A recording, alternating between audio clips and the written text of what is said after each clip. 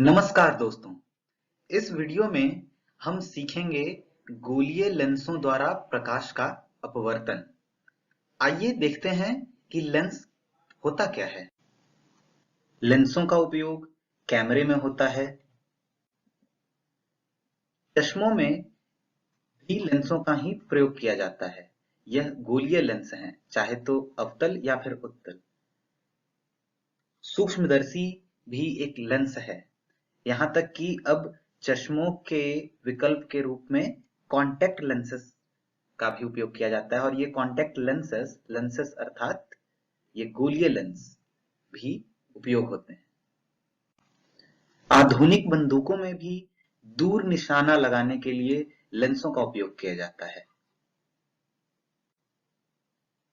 तो ये सारे उपयोग जो हमने लेंसों के देखे, ये बतलाते हैं कि लेंस हमारी दिनचर्या का एक अभिन्न हिस्सा बन चुके हैं।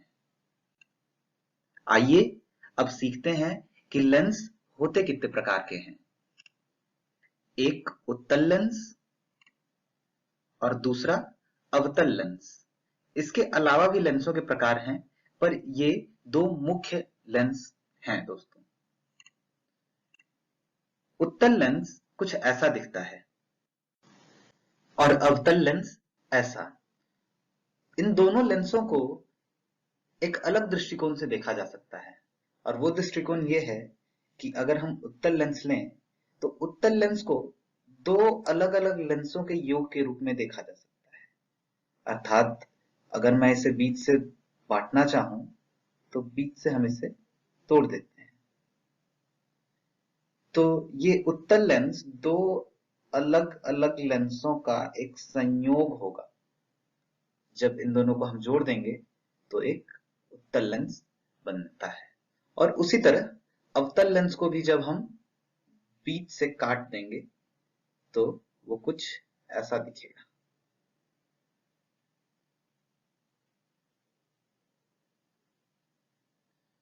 जी, तो हम समझ सकते हैं कि ये जो वक्र पार्ट है, ये जो वक्र वक्र भाग है इस लेंस का, इसकी अपनी एक त्रिज्या होगी और इस वक्र भाग की भी अपनी एक त्रिज्या होगी। हम आगे विस्तार से इस पर चर्चा करेंगे। आइए अब उत्तल लेंस को समझने की कोशिश करते हैं। इस लकीर पर बने दो बिंदु C1 और C2 यह बतला रहे हैं कि ये C1 इस वक्र भाग का केंद्र है।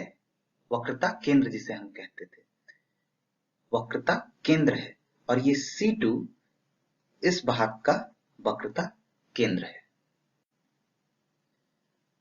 इन दोनों C1 और C2 को मिलाने वाली रेखा को हम मुख्य अक्ष कहते हैं। यह जो बिंदु जो लेंस के बीच में मैंने बनाया है, जिसे उसे मैं यहां दिखा रहा हूं, इसे प्रकाशिक केंद्र कहते हैं। यह जो दो बिंदु और जो इस O और C1 एवं O और C2 के बीच में बने, ये F1 और F2 फोकस दूरी बतलाते हैं। और यहां पर OF1 is equal to OC1 बटे 2। ऐसा ही हमने मिरर के केस में भी देखा था दोस्तों, दर्पणों के केस में भी हमने ऐसा ही देखा था। आइए देखते हैं कि ये उत्तल लेंस करते क्या है। एक प्रयोग के जरिए हम इसे समझने की कोशिश करेंगे। यह एक सूक्ष्मदर्शी है दोस्तों, ये जो यहाँ पे बना है, और इस पे प्रकाश की किरणें, सूर्य प्रकाश की किरणें आपतित हो रही हैं। इसीलिए वो लगभग समानांतर दिखाई दे रही हैं, क्योंकि वो बहुत ही दूर से आ रही हैं। तो ये सूक्ष्मदर्शी उस उन समानांतर प्रकाश की किरणों को अपने फोकस की ओर मोड़ देता है। और बहुत सारी किरणें जब एक ही बिंदु पे आएंगी तो उनमें बहुत ज्यादा ऊर्जा होगी दोस्तों, और जिस ऊर्जा के कारण इस नीचे रखे एक कागज के टुकड़े पर आग लग जाती है, जैसा कि यहां भी दिखाया जा रहा है कि समानांतर आती हुई प्रकाश की किरणें फोकस पे केंद्रित हो गई। अब सीखते हैं कि उत्तल लेंसों द्वारा प्रतिबिंब का निर्माण कैसे होता है। इस चित्र में एक उत्तल लेंस दिखाया गया है दोस्तों, जिसकी वक्रता, केंद्र, फोकस दूरी एवं प्रकाशिक केंद्र ये सारी चीजें चिन्हित हैं। आइए देखते हैं कि हम लेंसों में चिन्ह परिपाटी कैसे समझ सकते हैं। तो जैसा कि मैंने आपको दर्पणों के संदर्भ में भी बताया था कि पहले हम मानते हैं कि प्रकाश किस दिशा से आ रही है। तो यहां मैंने माना है कि प्रकाश जो है वो इस दिशा से, और जिस दिशा में मैंने इस तीर के निशान को बनाया है, प्रकाश उस दिशा से इस लेंस के ऊपर आ रही है। तब उसी तरीके से जैसे हमने दर्पणों में चिन्ह परिपाटी लगाई थी, यहां लगाएंगे। इस फोकस दूरी को हम लोग F से दिखा रहे हैं, एवं इस फोकस दूरी को हम लोग -F से दिखाएंगे। क्यों? क्योंकि इस फोकस दूरी को नापने के लिए हम जब O से शुरू करेंगे, हर दूरी केंद्र से नापी जाती है, पोल से नापी जाती है हर दूरी दोस्तों। तो ये जो प्रकाशिक केंद्र है जिसे हम पोल कह रहे हैं, जब हम यहां से F1 पे आने की कोशिश करेंगे तो हमें प्रकाश के विपरीत दिशा में चलना होगा। तो जब भी कोई दूरी प्रकाश की चाल के विपरीत दिशा में नापी जाती है तो उसे हम निगेटिव साइन से दिखाते हैं। जबकि अगर हमें इस फोकस दूरी को OF2 जो फोकस दूरी है इसको लिखना होगा, तो जब हम O से चलना शुरू करेंगे F2 तक, तब हम उसी दिशा में जा रहे हैं जिस दिशा में प्रकाश भी गमन कर रही है। तो इस फोकस दूरी को कैपिटल F से, माफ करिएगा कैपिटल F नहीं, धनात्मक F अर्थात पॉजिटिव F से हम दिखा रहे हैं। यहाँ पर दोस्तों मैंने दोनों फोकस दूरी को, दोनों अर्थात इस फोकस दूरी को और इस फोकस दूरी का द्रव्यमान F ही लिया है। अर्थात मैं यह मान रहा हूं कि जब मैं इस लेंस को बीच से काटूंगा, जैसा कि हमने पहले भी देखा है, तो इन दोनों की वक्रता त्रिज्याएं समान ही हैं। अर्थात ये दोनों लेंस एक दूसरे के समरूप हैं, जिनको मिला करके हमने यह उत्तल लेंस बनाया है। ऐसा भी हो सकता है दोस्तों कि जब दो अलग अलग लेंसों को मिलाया गया तो उनकी वक्रता त्रिज्याएं अलग अलग हों। वक्रता त्रिज्याएं अलग अलग होने से क्या होगा, दोनों की फोकस दूरी भी अलग अलग हो जाएगी। जैसा कि इधर का अगर ये F2 है तो इधर का जो दूरी है, इधर की जो दूरी मिलेगी हमें, वो हमें मिलेगी अलग, जिसको स्मॉल f2 से मैं दिखा रहा हूं, और इस वाले भाग का जो फोकस दूरी है वो हमें मिलेगा f1, जो कि f2 से अलग है। तो इस केस में दोस्तों यहां पर f1 not equal to f2, अर्थात f1 f2 के बराबर नहीं है। पर हमें इस तरह के केस के बारे में अभी नहीं पढ़ना है, हम अभी चर्चा करेंगे वैसे ही लेंसों के बारे में जिसकी दोनों वक्रता त्रिज्याएं बराबर हों। आइए अब एक वस्तु का प्रतिबिंब बनाने की कोशिश करते हैं उत्तल लेंस के जरिए। तो हम ऐसा मान रहे हैं कि वस्तु इसके वक्रता केंद्र और फोकस के बीच में है, यहां पर, जिसे मैं A B से दिखा रहा हूं। जैसा कि हम जानते हैं कि इससे बहुत सारी प्रकाश की किरणें निकल रही होंगी, पर हमें बस दो प्रकाश की किरणों की जरूरत है। एक जो इसके समानांतर जाए, मैं दूसरा रंग यूज कर लेता हूं, एक जो इसके समानांतर जाए, और हम जानते हैं कि हर समानांतर प्रकाश की किरण हमेशा उसके फोकस से होके जाती है दोस्तों। तो ये फोकस की ओर मुड़ गई। तो ये पहली किरण जो समानांतर जा रही थी वो फोकस की ओर मुड़ गई, और दूसरी किरण को मैं यहाँ लाल रंग से दिखाने की कोशिश करता हूं। दूसरी किरण हम दोस्तों इसके प्रकाशिक केंद्र से होकर गुजारेंगे। तो जो भी प्रकाश की किरण प्रकाशिक केंद्र से होकर गुजरती है वो सीधी सरल रेखा में गमन करती रहती है। तो इस तरह से ये दोनों किरणें यहां पर मिलेंगी, जिससे हम प्रतिबिंब के निर्माण की जगह के रूप में देख सकते हैं। तो ये ए डैश और ये बी डैश।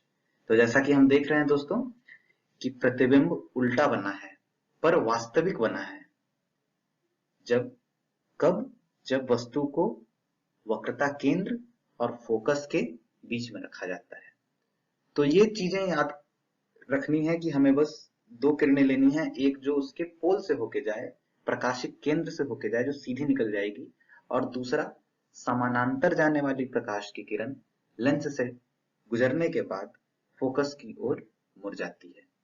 आइए एक और उदाहरण से इसे समझते हैं।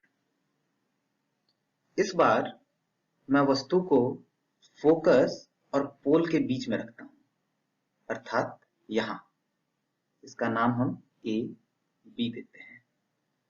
तो जैसा कि हमें पता है, इन बहुत सारी प्रकाश की किरणों से हमें बस दो प्रकाश की किरणें चाहिए, और वो एक प्रकाश की किरण जो समानांतर जाए, समानांतर जाती हुई प्रकाश की किरण हमेशा उसके फोकस से होती हुई गुजरेगी, और दूसरी प्रकाश की किरण जिसे मैं फिर से लाल रंग से दिखा रहा हूं, जो कि उसके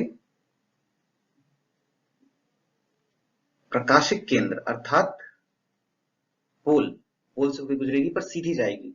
तो ऐसा प्रतीत होता है दोस्तों कि ये दोनों रेखाएं, ये दोनों किरणें आपस में कभी नहीं मिलेंगी। तो दर्पणों में भी हम ऐसा किया करते थे, दोनों किरणों को विपरीत दिशा में आगे की ओर बढ़ाइए, आगे की ओर बढ़ाने के बाद आपको पता चलेगा कि दोनों कटती हुई प्रतीत हो रही है, और जहां दोनों का कटान बिंदु है वहां पे आप, माफ करिएगा मेरे चित्र बनाने की कला मुझ में थोड़ी कम है, तो जहां पे दोनों का कटान बिंदु है वहां पे प्रतिबिंब का निर्माण होगा ए डैश बी डैश। ये प्रतिबिंब काल्पनिक है दोस्तों। क्यों? क्योंकि ये वास्तविक किरणों के कटने से नहीं बना, वास्तविक किरणों के मिलने से नहीं बना है। ये हम आभासी रूप से किरणों को मिला रहे हैं, पर ये प्रतिबिंब सीधा है। और ये प्रतिबिंब आपको कब दिखेगा? ये प्रतिबिंब आपको तब दिखेगा जब आप यहाँ पर अपना आंख रखें और यहां से देखेंगे तो आपको प्रतीत होगा कि इस वस्तु का प्रतिबिंब बड़ा दिखाई दे रहा है। तो सूक्ष्मदर्शियों में ऐसा ही किया जाता है।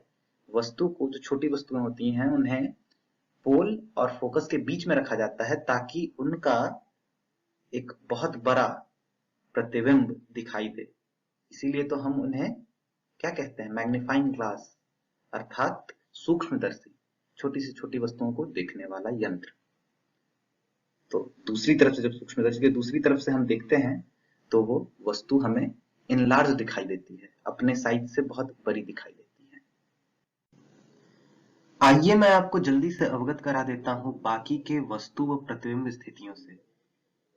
यहाँ केस ए में जब अनंत से आती हुई समानांतर प्रकाश की किरणें उत्तल लेंस पर पड़ रही हैं, तो फोकस पे उसका प्रतिबिंब बन रहा है जो कि बिंदु आकार का है। दूसरे केस बी में जब वस्तु को वक्रता केंद्र से परे रखा जाता है तो उसका प्रतिबिंब फोकस और उसके वक्रता केंद्र के, दूसरे वक्रता केंद्र के बीच में बनता है। तीसरा केस है दोस्तों, जब वस्तु को वक्रता केंद्र पे ही रखते हैं, C1 पे ही रखते हैं, तो उसका प्रतिबिंब भी वक्रता केंद्र, दूसरे वक्रता केंद्र अर्थात C2 पे बनता है।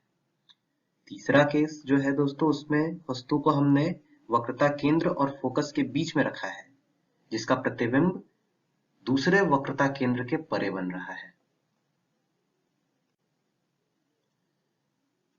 पांचवा केस दोस्तों, जिसमें फोकस पे रखते हैं जब हम वस्तु को, तो उसका प्रतिबिंब अनंत पर बनेगा। क्यों? क्योंकि दोनों रेखाएं आपस में कभी नहीं कटेंगी। आप उसको दोनों तरफ बढ़ा लें पर वो कभी कटती हुई प्रतीत नहीं होगी। तो फोकस पे रखने पर उसका प्रतिबिंब अनंत पे बनता है, और अनंत से आती हुई किरणों का प्रतिबिंब फोकस पे बनता है। और आखिरी और छठा जो केस है दोस्तों, जिसमें जब हम फोकस और पोल के बीच में वस्तु को रखते हैं तो उसका प्रतिबिंब वस्तु की ओर ही आभासी बनता है, जो कि सीधा और उससे बड़ा होता है। अब देखते हैं कि उत्तल लेंसों द्वारा प्रतिबिंब निर्माण सारणी। तो यहाँ पर जैसे जब अनंत पे वस्तु होती है तो फोकस पर उसका प्रतिबिंब दिखाई देता है, जो कि बहुत ही छोटा बिंदु आकार का होता है, जैसा कि हमने सबसे पहले वाले प्रयोग में देखा था, जिसमें कागज में आग लग जाती है जब समानांतर प्रकाश की किरणें एक उत्तल लेंस पे आती हैं। जब 2f से परे अर्थात वक्रता केंद्र से परे रखते हैं तो f2 और 2f2 के बीच में बनता है प्रकाश, छोटा होता है, वास्तविक तथा उल्टा होता है। इसी तरह आगे भी आप इसे समझ सकते हैं। आप खुद से प्रयत्न करिए। लेंसों द्वारा प्रतिबिंब का निर्माण एक ऐसी कला है जो आप जितना इसको प्रैक्टिस करेंगे, जितना आप इसका अभ्यास करेंगे, उतना अच्छा आप बना सकते हैं इसे। आइए अब देखते हैं अवतल लेंस द्वारा प्रतिबिंब का निर्माण। तो मैं यहाँ पर एक वस्तु लेता हूं जो उसके वक्रता केंद्र से परे है, अर्थात C1 से परे है। तो मैं बार बार आपको ये बता रहा हूं कि इससे बहुत सारी किरणें निकल रही हैं, पर हमें बस 2 किरणों की जरूरत है। एक किरण जो इसके समानांतर जाए, और समानांतर जाने के बाद ये फोकस की ओर मुड़ना चाहेगी। पर दोस्तों, इसमें ये फोकस की ओर मुड़ना तो चाहेगी, पर इस लेंस का आकार ऐसा है कि ये नीचे की ओर नहीं बल्कि ये ऊपर की ओर मुड़ेगी। पर मैं बार बार कहता हूं कि ये फोकस की ओर मुड़ना चाहती है, तो ये फोकस की ओर ही है, पर देखना ऐसा पड़ेगा आपको कि जब इस उल्टी दिशा में मुड़ी हुई किरण को जब आप पीछे की ओर ट्रेस करेंगे, पीछे की ओर बढ़ाएंगे, तो ये इस फोकस से होती हुई नजर आती है। तो वो चाहती है फोकस से ही होकर गुजरना, पर इस अवतल लेंस का आकार ऐसा है कि वो उल्टी दिशा में चली जाती है, जिसे आप जब पीछे की ओर बढ़ाएंगे तो वो फोकस से होकर ही गुजरेगी। और दूसरी किरण, जिसे मैं फिर से यहाँ लाल रंग से दिखाता हूं, वो हमेशा हम पोल अर्थात प्रकाशिक केंद्र से होकर गुजारेंगे, और जब ये गुजरेगी तो ऐसा बनेगा। तो ये जो कटान बिंदु है दोस्तों, इस कटान बिंदु पे हमें क्या मिल रहा है? हमें प्रतिबिंब मिलेगा इस कटान बिंदु पे। अगर ये A और B है, A और B है, तो ये A डैश और B डैश, जो कि एक छोटा, वस्तु की आकृति से छोटा, वस्तु के आकार से छोटा, वह सीधा है प्रतिबिंब। और ये एक आभासी प्रतिबिंब है। क्यों? क्योंकि ये दो वास्तविक किरणों के कटने से नहीं बना है, बल्कि एक आभासी और एक वास्तविक किरणों के कटान बिंदु से होकर बना है। आइए एक और उदाहरण लेते हैं, और इस बार मैं इन दोनों के बीच में रखता हूं। इन दोनों के बीच में अर्थात वक्रता केंद्र और फोकस दूरी के बीच में वस्तु को रखता हूं, A, B। तो जब आप दो किरणें लेंगे, एक समानांतर जो कि चाहेगी कि फोकस से होकर गुजरे, पर इसकी आकृति, इसके शेप के कारण, इसके आकार के कारण वो उल्टी दिशा में जाएगी। पर जब आप इसको बैक ट्रेस करेंगे, पीछे की ओर बढ़ाएंगे, तो ये फोकस से होकर ही गुजरती है। और दूसरी किरण हमेशा कहां से लेनी है दोस्तों? पोल से लेनी है, प्रकाशिक केंद्र से लेनी है। ऐसा हम दर्पणों में भी करते आए हैं। तो जो वस्तु का प्रतिबिंब बनेगा वो इन दोनों के कटान बिंदु पे बनेगा, जिसे हम A डैश और B डैश कह रहे हैं। और फिर से जो वस्तु है, जो वस्तु का प्रतिबिंब बना है, वो वस्तु के आकार से छोटा है, सीधा है और आभासी प्रतिबिंब है। क्यों? क्योंकि इसमें भी दूसरी किरण जो है वो काल्पनिक किरण है। पीछे की ओर हमने बढ़ाया है उसको, वहां किरण नहीं आ रही, वास्तविक किरण वहां नहीं आ रही, तो ये आभासी प्रतिबिंब बन रहा है। अवतल लेंसों द्वारा प्रतिबिंब निर्माण बस दो तरीके से हुआ दोस्तों। एक, जो समानांतर अनंत से जो समानांतर प्रकाश की किरणें आ रही थी, उनके द्वारा फोकस पर प्रतिबिंब का निर्माण हुआ, बिंदु आकार का जो प्रतिबिंब बना। और दूसरा जो केस बना दोस्तों, जहां पर हम कहीं भी लेंस के सामने किसी भी जगह पर जब हम वस्तु को रखते हैं तो उसका प्रतिबिंब उसी ओर बनता है, पर वो आभासी होता है और छोटा होता है वस्तु से। तो आप प्रयत्न करिए अलग अलग जगहों पर रखने की, आपको बार बार प्रतिबिंब वस्तु से छोटा व आभासी ही मिलेगा। तो अवतल लेंसों द्वारा प्रतिबिंब निर्माण सारणी कुछ ऐसी है दोस्तों। जब आप अनंत पर रखते हैं तो फोकस पर ही बनता है, पर अत्यधिक छोटा, बिंदु आकार का छोटा। और ये सबके लिए है दोस्तों। देखिए, अनंत तथा लेंस के प्रकाशिक केंद्र O के बीच में रखने पर। और यहाँ दो ही चीजें दिखाई गई हैं। क्यों? क्योंकि आप जब अनंत से बाहर कभी भी रखते हैं तो जो दूसरी किरण होती है वो हमेशा आभासी किरण को काटती है, ऐसा कि वो प्रतिबिंब फोकस F1 तथा प्रकाशिक केंद्र O के बीच में ही बने। तो ये खासियत है अवतल लेंस की। और हर केस में आभासी तथा सीधा प्रतिबिंब ही आपको मिलेगा। अब खुद प्रयत्न करिए, आप समझ जाएंगे। आइए अब देखते हैं लेंस सूत्र क्या है। जैसे हमने दर्पणों में दर्पण सूत्र पढ़ा था, उसी तरह लेंस सूत्र भी हमें पढ़ना है दोस्तों। ये बहुत ही महत्वपूर्ण टॉपिक है, ये बहुत ही महत्वपूर्ण भाग है इस पूरे अभ्यास का जो हम यहाँ कर रहे हैं। तो लेंस सूत्र कहता है 1/v minus 1/u is equal to 1/f। दर्पण सूत्र में ये माइनस जो ऋणात्मक चिन्ह जो है वो धनात्मक था, यहाँ पर लेंस सूत्र में यह ऋणात्मक है। तो 1/v minus 1/u is equal to 1/f, जहां v प्रतिबिंब की दूरी है, u वस्तु की दूरी है और f फोकस दूरी है। ये दूरी जब भी मैं कहता हूं दोस्तों, तो दूरी कहां से? दूरी पोल से, प्रकाशिक केंद्र से। दूसरा महत्वपूर्ण सूत्र जो हम देखने वाले हैं वो है आवर्धन का। आवर्धन जिसे स्मॉल m से भी लिखते हैं h' अपॉन h। h' प्रतिबिंब की हाइट है, प्रतिबिंब की ऊंचाई है, जबकि h वस्तु की ऊंचाई है। और आवर्धन v/u भी होता है दोस्तों, जहां v वस्तु की दूरी नहीं बल्कि प्रतिबिंब की दूरी है पोल से, और u वस्तु की दूरी है पोल से।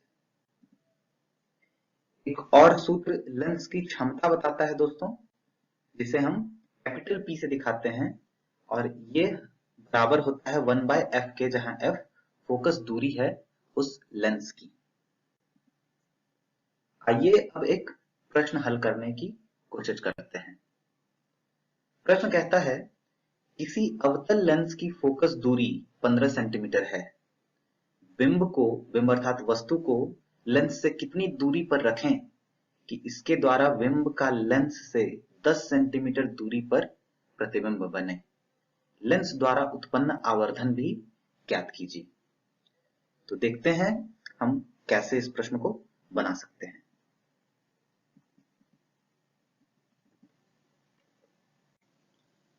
प्रश्न में दिए गए जानकारी के अनुसार दोस्तों प्रतिबिंब दूरी 10 सेंटीमीटर है, जिसे मैंने -10 सेंटीमीटर लिखा है, और फोकस दूरी -15 सेंटीमीटर।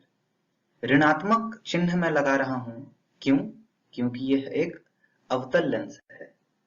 अवतल लेंस द्वारा सदैव ही आभासी सीधा प्रतिबिंब उसी ओर बनता है जिस ओर बिंब रखा होता है, अर्थात जिस ओर वस्तु रखी होती है। तो अगर आप भूल गए हों तो एक बार मैं आपको फिर से यहाँ पर बनाकर दिखाने की कोशिश करता हूं कि ये अवतल लेंस था, और अवतल लेंस में वस्तु अगर यहाँ है तो वस्तु का बिंब भी इसी दिशा में यहाँ पर बनता था। तो जो प्रतिबिंब की दूरी होगी वो ऋणात्मक होगी। क्यों? क्योंकि वो किरण के चाल के विपरीत दिशा में नापी गई दूरी है पोल से। तो प्रतिबिंब की दूरी मैंने ऋणात्मक ली है, और फोकस दूरी, इस फोकस की हम लोग अभी बात कर रहे हैं, तो ये फोकस दूरी भी ऋणात्मक है, जो कि 15 सेंटीमीटर दी हुई है। हमें बिंब दूरी निकालनी है u। हमें पता है कि अवतल लेंथ या फिर लेंथ सूत्र 1/v minus 1/u is equal to 1/f होता है। इसे हम ऐसे तरीके से भी लिख सकते हैं 1/u equal to 1/v minus 1/f। जब हम ये सारी जो जानकारी हमने निकाली है इस प्रश्न से v f इस सूत्र में डालेंगे तो हमें 1/u इज इक्वल टू 1/-30 मिलेगा दोस्तों, जिससे हमें पता चलता है u is equal to -30 centimetre. u भी एक -30 सेंटीमीटर है दोस्तों। u ऋणात्मक आने का मतलब है कि u भी लेफ्ट साइड में, लेफ्ट अर्थात बाई साइड में है। जैसा कि मैंने यहाँ पर बनाया था एक अवतल लेंस, तो वस्तु भी इधर ही थी और उसका बिंब भी इधर ही था।